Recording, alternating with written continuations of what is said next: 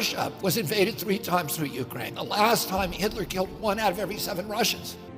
They don't want to have Ukraine join NATO.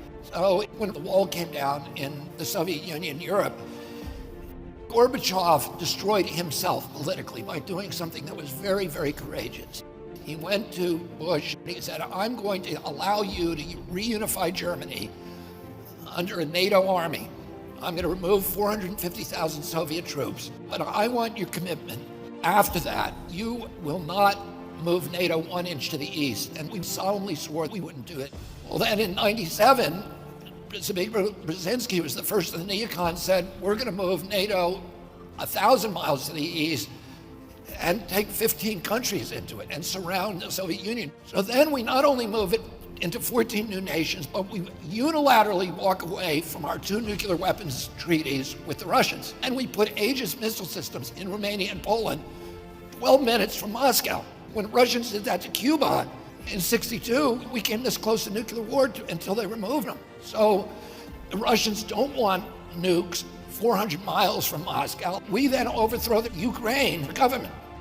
In 2014, their elected government, and put in a Western sympathetic government. Russia then has to go into Crimea because they have a port. It's their only warm water port. And they know the new government that we just installed is going to invite the US Navy into their port. So Russia then went into Crimea without firing a shot, because the people of Crimea are Russian. Then the new Ukrainian government we installed started killing ethnic Russians in Donbass and Lugansk, and they voted to leave and join Russia. Putin said, I don't want them. Let's give them protection and give them semi-autonomy and make an agreement to keep NATO out of Ukraine. That treaty was written by Germany, France, Russia, and England, the Minsk Accords. And the Ukrainian parliament, which is controlled by ultra-rightists, and that's a nice way of talking about them, refused to sign it. Zelensky runs in 2019. He's an actor. Why did he get elected with 70% of the vote? Because he promised to sign the Minsk Accords. He promised peace. He gets in there and he pivots. Nobody can explain why, but we know why. Because he was threatened with death by ultra-rightists in his government and a withdrawal of support by the United States by Victoria Nuland, who's the leading neocon in the State Department. We told him he could not sign it. So then the Russians go in, they don't send a big army, they only send 40,000 people. It's a nation of 44 million people. They clearly do not intend to conquer Ukraine, but they want us back at the negotiating table. We won't allow Zelensky to go back, so he goes to Israel and Turkey and says, will you please help me negotiate a treaty? The Russians just want a guarantee that Ukraine won't join NATO. Zelensky signs the treaty, Putin's people sign the treaty, and Putin starts withdrawing the Russian troops in good faith. And what happens? Joe Biden sends Boris Johnson, the British Prime Minister, over to Ukraine in April and forces him to tear up the treaty. And since then, 450,000 kids have died who none of them should have died. For every one Russian that dies, 5 to 8 Ukrainians die, and they don't have any men left. You know, we're giving them all these weapons, but they don't have men left. It's a catastrophe, and we look kind of like the aggressor. That's the way the rest of the world sees us. 2014, there are riots it's called the Maidan Rebellion in Ukraine, which we're not told that we are financing those riots. The newspapers never told us, our government never told us. USAID, which is a CIA front, put $5 billion into funding those riots. Those riots lead to a coup d'etat against the first democratically elected government of the Ukraine. It was a government that refused to choose sides and to say, we're going to be on the side of the West. So we wanted them out. A month before that government is overthrown, Victoria Nuland, who's the part of the centerpiece of the neocon ideology and who is now a high-level official in the State Department, has a secret call with the U.S. ambassador, which is tape recorded and is now public, which anybody can go and look up, where she is picking the new cabinet for the Ukraine, which is which is a U.S. Western cabinet. So they're picking the new government a month before the old government is overthrown. Is that democracy when Victoria Nuland picks her government? Well, that's the point. Is USAID doesn't really do, and the CIA don't do democracy. The CIA has overthrown, I think, 83 governments between 1947 and 1997. That's a third of the governments on Earth, and most of them were democracies. Oh, it doesn't do democracy. It does coup d'etats.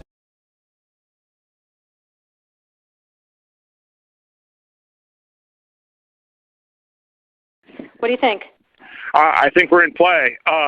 The Klitschko piece is obviously the complicated electron here, especially the announcement of him as deputy prime minister. And you've seen some of my notes on the troubles in the marriage right now. So we're trying to get a read really fast on where he is on this stuff. But I think your argument to him, which you'll need to make, I think that's the next phone call we want to set up, is exactly the one you made to Yachts. And I'm glad you sort of put him on the spot on where he fits in this scenario. And I'm very glad he said what he said in response. Good. So I don't think Klitsch should go into the government. I don't think it's necessary. I don't think it's a good idea. Yeah, I mean, I guess you think, in terms of him not going into the government, just let him sort of stay out and do his political homework and stuff. I'm just thinking in terms of sort of the process moving ahead, we want to keep the moderate Democrats together. The problem is going to be Tonybook and his guys. And, you know, I'm sure that's part of what Yanukovych is calculating on all of this. I think Yachts is the guy who's got the economic experience, the governing experience. He's the guy, you know, what he needs is Klitsch and Tonybook on the outside. He needs to be talking to them 4 times a week, you know. I just think Klitsch going in, he's going to be at that level working for Yatsenyuk. It's just not going to work. Yeah, no, I think that's right. Okay, good. Well, do you want us to try to set up a call with him as the next step? My understanding from that call, but you tell me, was that the big three were going into their own meeting, and that Yachts was going to offer in that context a three-way, you know, the 3+1 conversation or 3+2 with you. Is that not how you understood it? No, I mean that's what he proposed, but I think just knowing the dynamic that's been with them, where Klitschko has been the top dog, he's going to take a while to show up for whatever meeting they've got, and he's probably talking to his guys at this point. So I think you reaching out directly to him helps with the personality management among the three, and it gives you also a chance to move fast on all this stuff and put us behind it before they all sit down and he explains why he doesn't like it. Okay, good. I'm happy. Why don't you reach out to him and see if he wants to talk before or after? Okay, will do. Thanks. Okay, I've now written, one more wrinkle for you, Jeff.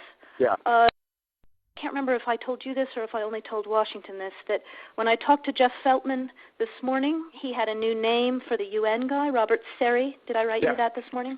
Yeah, okay. I saw that. He's now gotten both Seri and Ban Ki-moon to agree that Seri could come in Monday or Tuesday. Okay. So that would be great, I think, to help glue this thing and have the UN help glue it. And, you know, fuck the EU. No, exactly. And I think we've got to do something to make it stick together, because you can be pretty sure that if it does start to gain altitude, the Russians will be working behind the scenes to try to torpedo it. And again, the fact that this is out there right now, I'm still trying to figure out in my mind why Yanukovych did that. But in the meantime, there's a Party of Regions faction meeting going on right now, and I'm sure there's a lively argument going on in that group at this point. But anyway, we could land jelly set up on this one if we move fast. So let me work on Klitschko, and if you can just keep, I think we want to try to get somebody with an international personality to come out here and help to midwife this thing. And then the other issue is some kind of outreach to Yanukovych, but we probably regroup on that tomorrow as we see how things start to fall into place.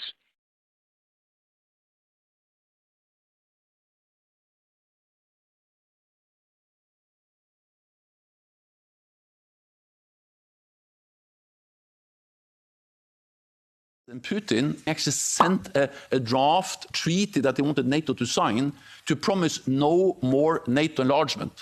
That was what he sent us.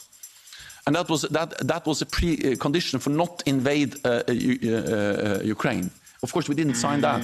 So he went to war to prevent NATO, more NATO close to his borders. Flashback. This is fundamentally not about NATO expansion. It's never about NATO enlargement. It's not about NATO. It's not about NATO expanding toward Russia. This was never about NATO. It's absolutely nothing to do with NATO expansionism. And it has nothing to do with NATO. This is not about NATO. It's not about NATO. It's not really about NATO. This is not about NATO. Seriously, it's not about NATO. This was never about NATO. It was never about NATO. Let's be honest. This doesn't have anything to do with NATO. Nothing to do with NATO at all. Yeah, he's claiming it's like security purposes, but we can see the clear reason. But NATO is not the reason. This is not about NATO expansion.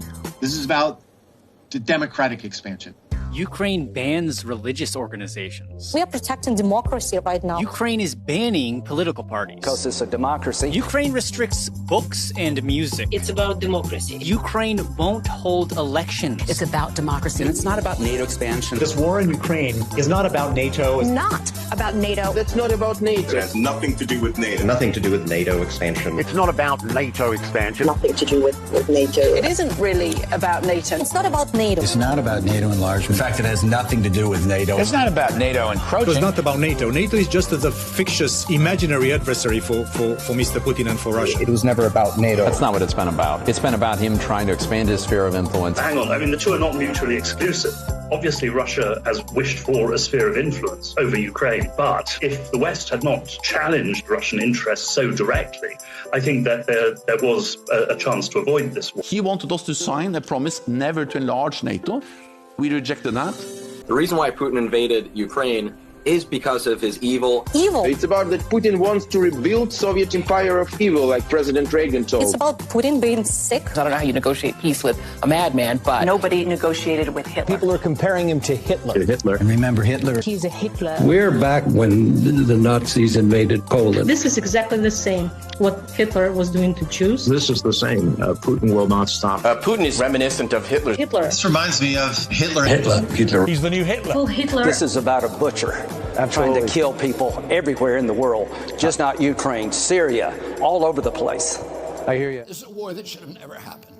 It's a war the Russians tried repeatedly to settle on terms that were very, very beneficial to Ukraine and us. The major thing they wanted was for us to keep NATO out of the Ukraine. The big military contractors want to add new countries to NATO all the time. Why? Because then that country has to conform its military purchases to NATO weapon specifications, which means certain companies, Northrop Grumman, Raytheon, General Dynamics, Boeing, and Lockheed, get a trapped market.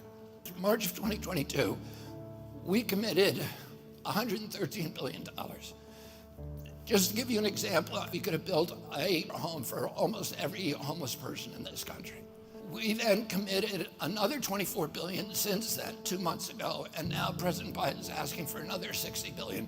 But the big, big expenses are going to come after the war, when we have to rebuild all the things that we destroyed. Mitch McConnell was asked, can we really afford to spend $113 billion to Ukraine? He said, don't worry.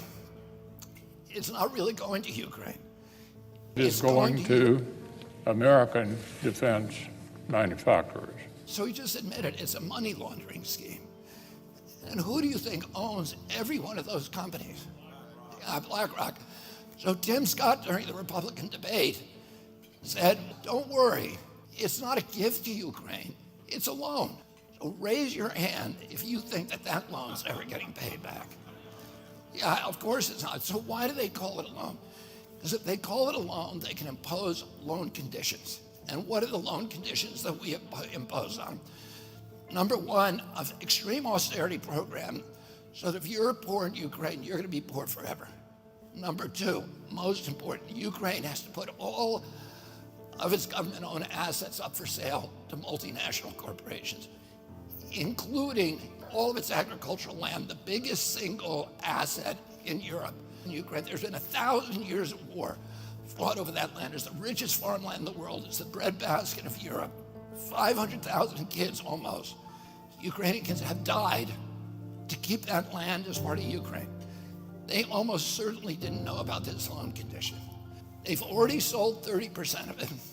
The buyers were DuPont, Cargill, and Monsanto. Who do you think owns all of those companies? Yeah, BlackRock. And then in December, President Biden gave out the contract to rebuild Ukraine. And who do you think got that contract? BlackRock. So they're doing this right in front of us. They don't even care that we know anymore, because they know that they can get away with it. And how do they know that? Because they have a strategy. And that strategy is an old strategy, which is they keep us at war with each other. They keep us hating on each other. They keep the Republicans and Democrats fighting each other, and black against white, and all these divisions that they sow.